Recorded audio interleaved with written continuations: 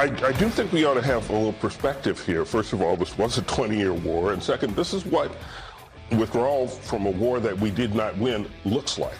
I mean, this is what it looks like. It's messy. It's awful. That's Eugene Robinson, a space alien with the Washington Post, babbling on DNC TV. Was that DNC TV? About how we lost the war. And naturally, this is what it looks like. It's funny because last week we hadn't lost the war, but Joe Biden's in the White House. And the Democrats, they get us into wars, they lose wars. Just the Civil War, the World War I, World War II, the Korean War, the Vietnam War. They lost Vietnam for it. They got us into Vietnam, John F. Kennedy, then LBJ really got us in it. Richard Nixon got us out, but ask any Harvard graduate, tell you that it's Richard Nixon's war because he got us out. Come on. I mean, this is what it looks like when you lose a war. This is the Democrats. They're not on our side. They're not on our side at all. Well, good Monday to you and welcome. We are at 888-630-9625. Also a remarkable story over the weekend. Also in the Washington Post, it looks like a newspaper, but it's not. Surprise, panic, and fateful choices, : They always arrive back at their colons, don't they? The day America lost its longest war. See, that this is what they've been pining to produce, to write, to type, to make as a headline, that we lost because they're not on our side. Really, they're more helpful to the Taliban than they are to the United States Marine Corps. They're close allies, the Taliban, who we must rely upon for our security and for the safety of Americans. And the State Department is lying to us that there are a couple of hundred, maybe 150 Americans in Afghanistan. Remember, it was like 11,000 to 15,000 a week and a half ago. Now it's 150 because the Democrats are in charge and their friends in the media are corrupt. Surprise, panic, and fateful choices. A day America lost its longest war. There it is. Pretty remarkable stuff. They are something. This is the Washington Post. And this story, they had 7 typists on the story. 7. I don't even know how you write a story with 6 other people. What like one sentence? All right, you take the next sentence. How do you even do that? 7 phony reporters on the single story. The dateline is Kabul. I'll guarantee you probably none of them were in Kabul. Because the Washington Post, they don't have a policy where the reporters have to be where the dateline is. And they got 7 reporters. They don't have 7 reporters in Kabul. Not a chance. Not a chance. But I'm going to get to that article because it was mind-boggling on several levels. This story, and they're trying to smooth it over. They're doing what they can, these 7 reporters, doing what they can to smooth it over for the Biden White House. And still, their best effort came up short because they accidentally revealed some truths, like the 4-star Marine Corps General McKenzie, who's in charge of the U.S. Central Command, made the decision to evacuate the embassy. And the Secretary of State was on vacation in the Hamptons, where there are no refugees being transported. There are no refugees being transported to the Hamptons or to Martha's Vineyard or to Nantucket, or to Aspen, where the Aspen Institute is, or Beverly Hills, or San Francisco. No, they're finding their way to small towns in Wisconsin and to states that they're trying to turn Democrat, for one thing. I don't think it's going to work. I think it will have the opposite of the intended effect, as is so often the case with the left. Truly remarkable stuff. And we were, this morning also, we were talking about now former U.S. Marine Corps Lieutenant Colonel Stuart Scheller and the video that he made and released over the weekend, leading to his being relieved of his command and eventually to his resignation from the Marine Corps yesterday because he screwed up. He did the unthinkable. He told the truth, and that's not allowed in Washington, D.C., and he demanded accountability. And that, God knows, is not allowed in Washington, D.C. Accountability is not something that we do in Washington, D.C. Just ask J. Edgar Comey and his abuses of the FISA courts, lying to the FISA courts repeatedly, getting illegal warrants to spy on the political enemies of the Democratic Party with foreign intelligence surveillance Surveillance Act court warrants to spy on people in Trump's inner circle, because Russian collusion and hookers peeing in beds in Moscow. None of it ever happened.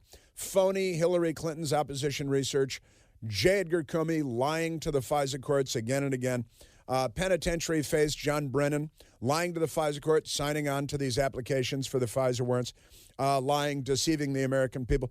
That one lawyer at the Justice Department that altered the CIA document. Remember that, and reversed the.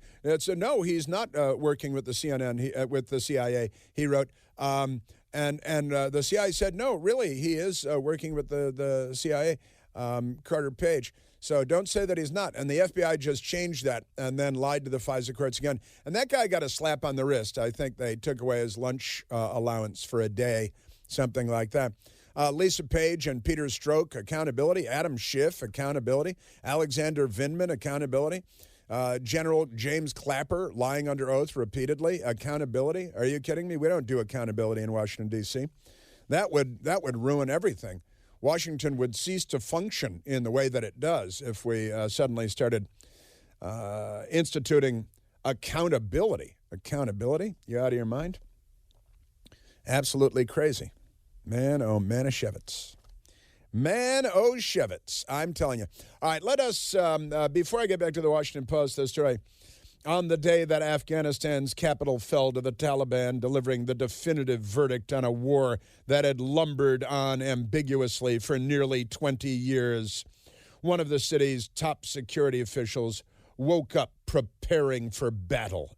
Now, all of this is completely in Afghanistan. The day before, government forces in the North's largest city, Mazar-e-Sharif, a notorious anti-Taliban stronghold, had surrendered with barely a fight. The same had happened overnight in Jalalabad, the traditional winter home of Afghans' kings and the country's main gateway to the east.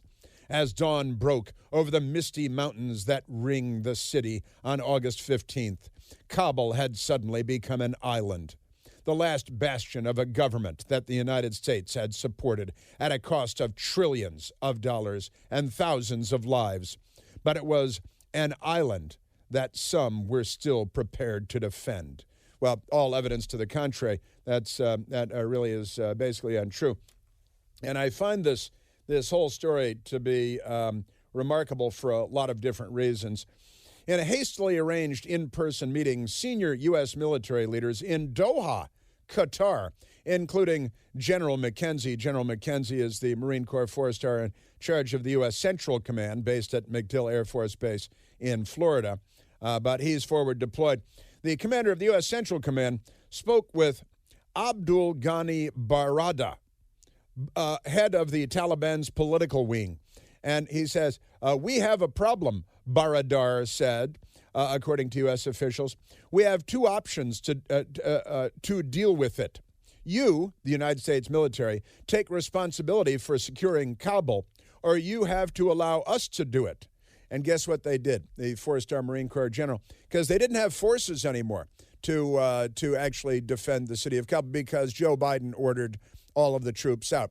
So the Marine Corps four-star in charge of CENTCOM, Central Command, says, we just don't have the ability to do what we need to do here. And they say throughout the day, Joe Biden had remained resolute in his decision to withdraw all American troops from Afghanistan. The collapse of the Afghan government hadn't changed his mind. General McKenzie, aware of those orders of Joe Biden, told Baradar, the Taliban guy, that the U.S. mission was only to evacuate American citizens, Afghan allies, and others at risk. The United States, he told Baradar, needed the airport to do that. So we already have so few troops that a Marine Corps four-star is begging to this turban-wearing miscreant from medieval hell that, gosh, will you let us have Hamid Karzai International Airport, because they had already abandoned, you see, Bagram Air Base, which had 2 big runways and 32 acres of apron space to park 20 different C-17s. It was easily defended. You keep enough forces there to protect the base until you pull out the last Americans and the last allies, and then the last people are out in the military. But under Joe Biden's plan, the first people out were the military, because he is very severely mentally impaired and has been for many years. On the spot, an understanding was reached, according to 2 other U.S. officials. The United States could have the airport until August 31st, but the Taliban would control the city. Now, that's pretty remarkable stuff, so they just hand it over. Now, you might ask, where is the Secretary of State in all of this? Where is the Secretary of Defense? Well, they're nowhere to be found in this story. How can that be?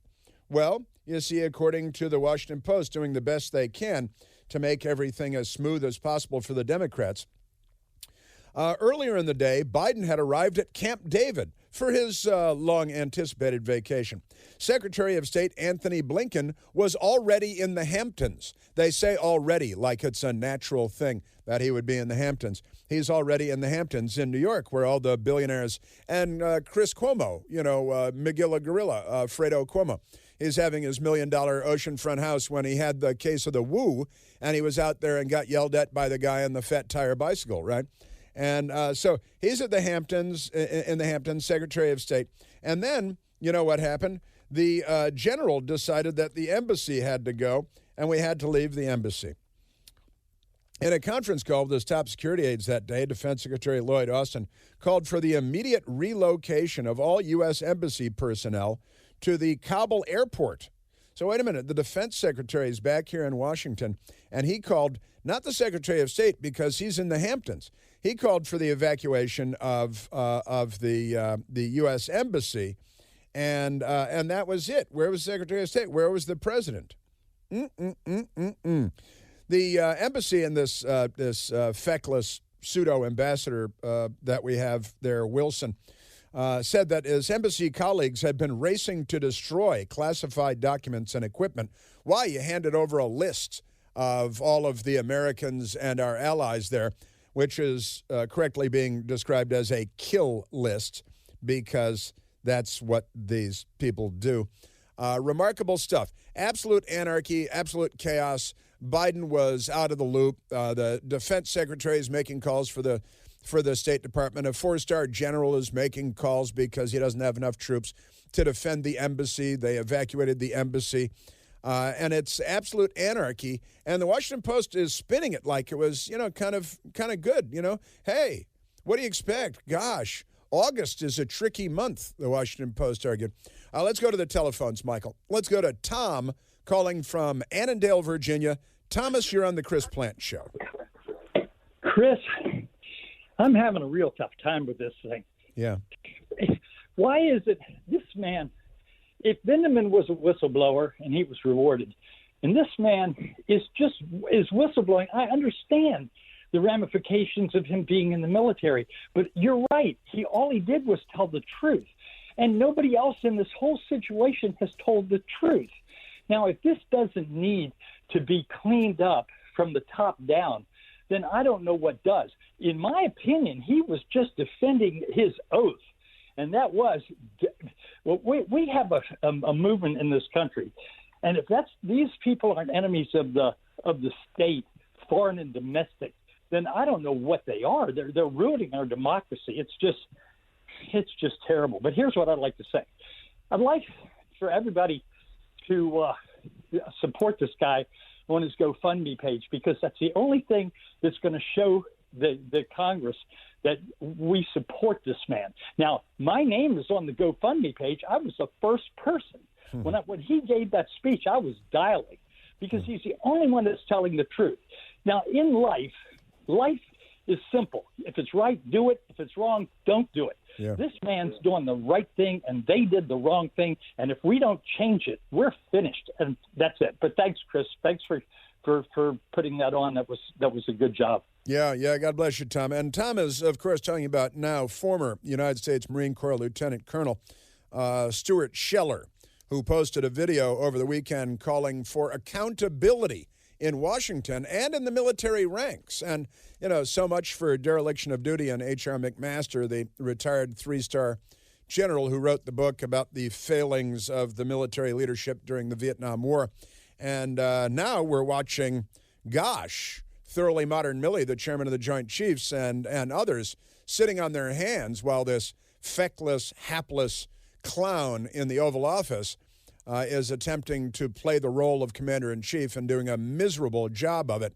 Hey, let's pull all our troops out. And again, why didn't the generals slap their stars down on the table and say, if this is your course of action, then I'm going to resign and go to the press? Because that's what they should have done, rather than allowing this debacle to take place. That's what I'm saying. Hey, did you miss the recent Trump rally? Maybe you caught the recent Trump rally. Every major cable channel refused to carry it except for Newsmax. So if you were watching Newsmax, you caught the Trump rally. More than 5 million Americans tuned into Newsmax just to watch the Trump rally.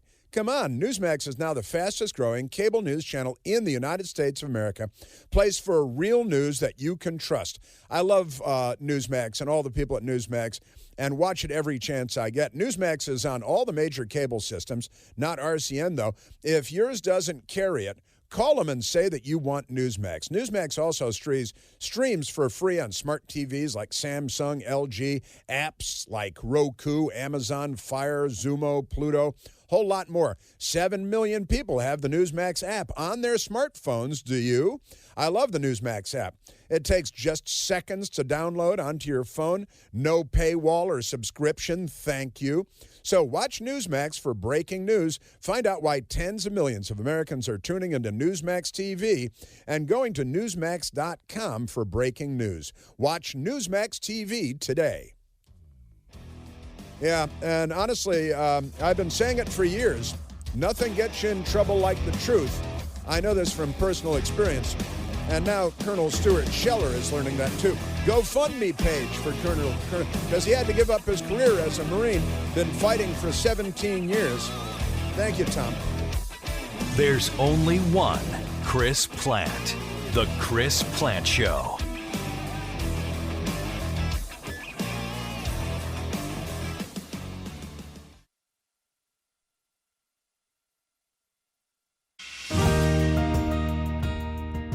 Hi, I'm Jade from Mommy's Tell All.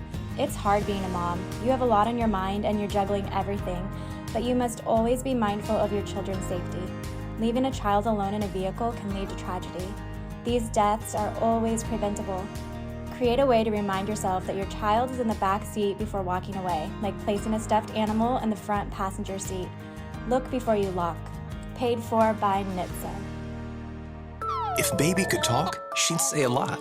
You'd know what she's thinking and what makes her happy. But unfortunately, baby can't talk or remind you.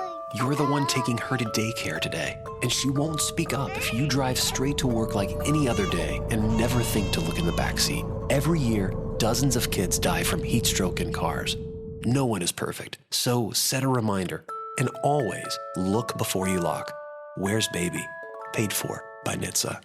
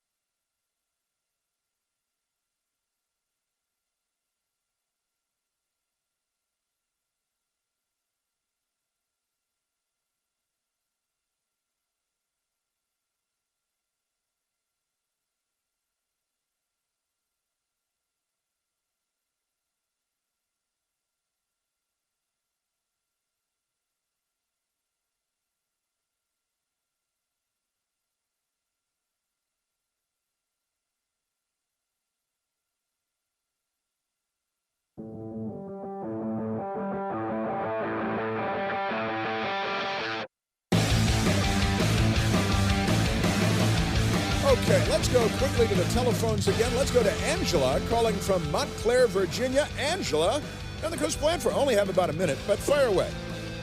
Hey, Chris, how are you? Okay, so first of all, I want to say when we moved here to the DMV area, we came from, my husband was stationed at Fort McCoy, so we came from that area. And there's a big German and Scandinavia type of culture there. And I would say that they're some of the kindest, nicest people. You're talking about Wisconsin now, the middle of Wisconsin. Right. Yeah. Yeah, well, it's more towards the Iowa-Minnesota border where we lived, was in La Crosse County. But they do have a type of fear of being called racist because they're, it's predominantly, I think it's like maybe 8% black, maybe. And I know there's a lot of Hmong from the Vietnam era, a lot of that there, but they are very conscientious about how they treat people. So I'm just wondering how things are going to work out. I hope they work out well. And also, quickly, I want to say that I do honor the Marines that lost their lives in Afghanistan last week, but I do think, symbolically speaking, it was not a good idea to fly our flag to half-staff because I'm thinking that the enemy, whether we want to believe it or not, we're still at war, and I think the enemy...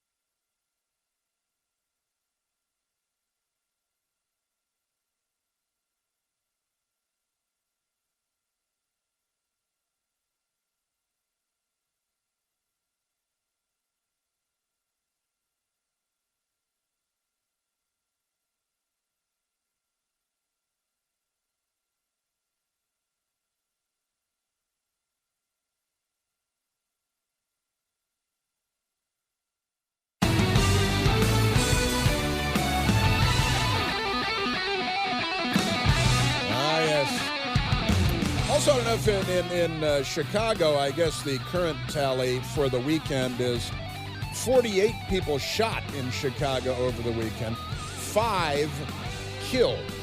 That is to say, fatally shot, weekend violence.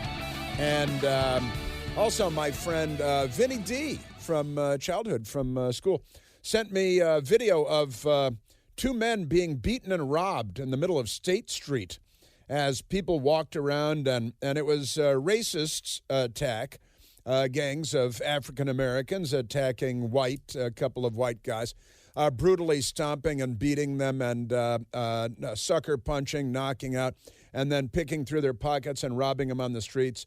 And it's at night, but it's a well-lit street. It's State Street. It's North State Street, I think the 400 block of North State Street. And these gangs of people knock out and beat these white guys while there are a couple of women twerking like it's a carnival atmosphere and people are driving by and walking by like nothing's happening. And it is the total melting away of civilization in the city of Chicago because Democrats run the city of Chicago. They've run it forever. And they finally reached, I think, their final destination, or they're almost there anyway. And decent people are fleeing the city of Chicago because the Democrats don't know how to govern. And that's very generous, I think. This video was sickening to me, sickening. And Vince D sent it along. And these women or girls are twerking out in the street, like 1:30 in the morning or something. And the teenage girls out there, and these guys are being attacked. They're racist attacks. They're being attacked because they're white. They're being beaten by mobs because they're white. They're being robbed because they're white. The police were slow to arrive because the Democrats have cut back on the number of police. So there are fewer police on the street to police as a verb. And I got to tell you, this is what concealed carry permits are for. And that'd bring about civilization pretty quickly. It wouldn't look very pretty for a little while, but it'd bring back civilization pretty quickly. And what's happening in Chicago is an absolute outrage. And the fact that Biden isn't there every Monday giving speeches about human life and how Black Lives Matter just shows that they're not serious about those things, just scratching the surface on that. All right, we're getting back to Afghanistan and the Democrats and the Biden administration making such a corned beef hash out of this situation. And we're also talking about a Marine Corps lieutenant colonel who has now resigned from the Corps after putting out a video saying that he wants accountability and believes that the senior leadership should have put their careers on the line rather than allowing this to happen at the order of Joe Biden and the Biden White House. Now former U.S. Marine Lieutenant Colonel Stuart Scheller was the man who posted that video. And with that, let's go to the telephones. Let's go to Ed calling from Alexandria, Virginia. Ed, you're on the Chris Plant Show.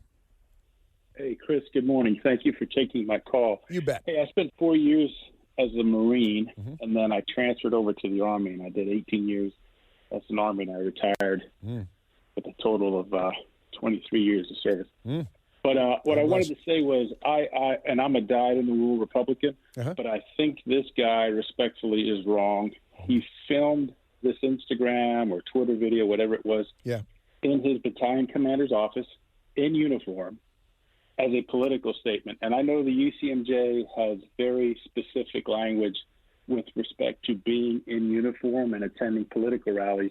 And I see it as the same thing here. So if this gentleman wanted to protest, hey, go in there, request office masks or open door policy, whatever it is, and write your congressman. But to do that video in uniform in his battalion commander's office is off the mark. That's pretty much what I wanted to say. Okay, and I understand that, and I know that a lot of officers, and particular Marines, may feel that way. And it goes down a lot of different roads. It really does. I mean, there's the story, of course, you recall, of Lieutenant Colonel Army Alexander Vindman, who was he called himself a whistleblower on President Trump. In fact, what he did was he lied under oath up on Capitol Hill. He misrepresented the phone call between President Trump and the Ukrainian president, talking about the Biden family corruption. And Vindman, of course, was not relieved of his command, was not reduced in rank, faced no consequences under the Uniform Code of Military Justice, the UCMJ. He was turned into a hero. He got a book deal. The media paraded him around in limousines and private jets for interviews. And now we've got and that was smearing President Trump. And I'm not challenging you on this, but I just want to point this out to provide a bit of context, because this is the Marine. Scheller is now he's out of the Marine Corps now, and he was relieved of his command immediately, and now he felt he needed to resign and retire from the Marine Corps. And of course, Vindman was the hero of Washington and the toast of Manhattan for doing what he did. And basically, he lied about the content of the phone call. And then he did lie under oath, saying that he was not the whistleblower.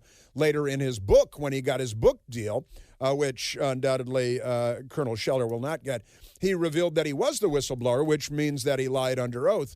And all of that's okay. And then, of course, there's the H.R. McMaster book, Dereliction of Duty, about the Vietnam-era generals and what they should have done to step up and all of that. And, Ed, I fully appreciate and understand your position. I honestly do. I understand that there are two sides to this. But he let me put this to you, Ed. He really put himself out there. He really put himself on the line. And now he's resigned his commission. It was his last act in uniform and in his office as a Marine Corps lieutenant colonel. Would you say he was brave or stupid? I mean, what words would you use to describe him? I tell you, it's hard to tell. He could sincerely be a man that is, running his life by his convictions. He's got 17 years in the Marine Corps. He needed 3 more years to retire. Right. And he chose to resign his commission. He's going to get out of the Marine Corps with nothing. No pension, nothing. And And, time will only tell if you did this for the right reasons. But there's other ways to do this, because I will tell you there are people right now, and I, as a former veteran, I was an SF guy in the Army. I spent 14 months in Afghanistan and 33 in Iraq. And I see right now, seeing what happened. But I will tell you there are other ways, especially when you're in uniform, to handle this. You put your position forward, you give your best counsel. Like the Bible says, the king is only as wise as his counsel. You put your best counsel forward to the king, the president, your superiors. And if they chose not to, take it, and they tell you, hey, this is the course of action we're going to go, your immediate response is, yes, sir, we're going to make it happen.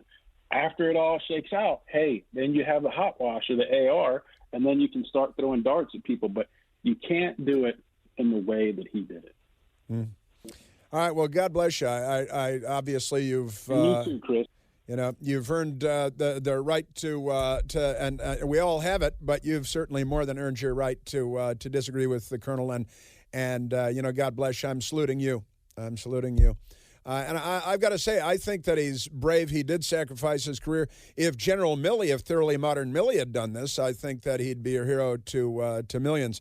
If General McKenzie, Marine Corps 4-star in charge of the U.S. Central Command, had done this, I think he'd be a hero to millions. The colonel did it. Lieutenant Colonel did this, and he's lost his career. Now, General Milley and General McKenzie, they could do it. Their retirement is locked in. It might risk the Beltway Bandit job afterward with Northrop Grumman or whoever is going to pay them gobs of money when they get out. But it's tricky, and I don't understand completely where you're coming from. But he did it. He put himself on the line. Colonel Scheller did, and he's paying the price. And that, as you said, and he said in his video, he posted a second video yesterday, I believe, after he resigned, in civilian clothes, saying that he's lost his pension. He's giving up his pension and everything else, but he felt the need to tell the truth. And one of our earlier callers also said, I think it was George, said that there's a GoFundMe page for the colonel as well. And that is, I would say, a noble cause for Lieutenant Colonel, now former United States Marine Corps, Stuart, S-T-U-A-R-T, rather than the other spelling, Scheller, S-C-H-E-L-L-E-R, and I think he's a brave guy. All right, now, thank you, Ed. I wanted to have somebody in there, and this is obviously something that reasonable people can disagree about. So let's go to Lunch Bucket Joe, because Lunch Bucket Joe is the President of the United States, the Commander-in-Chief of the U.S. Armed Forces, although he may not be aware of that much of the time. Yesterday, he went to Dover Air Force Base in Delaware, which is the traditional point of return for Americans killed in combat east of the Atlantic. And there's a mortuary facility there, and so on. It is our custom and tradition for the remains to return there. The President of the United States and the First Lady, not a Dr. Jill Biden, were at Dover receiving the flag-draped caskets. And when Joe Biden was on the tarmac, he checked his watch. He took see what time it is, like he's got someplace else to be. Maybe it's time for pudding. I think Sunday is tapioca pudding day. And maybe it was time for Hazel. He never likes to miss an episode of Hazel because he loves that Shirley Booth. And he is not up to the task. By the way, I've got a great story out of the Times of London that they're asking whether the President of the United States is up to the task of being President of the United States. The Washington Post and the New York Times are not, but other papers around the world are beginning.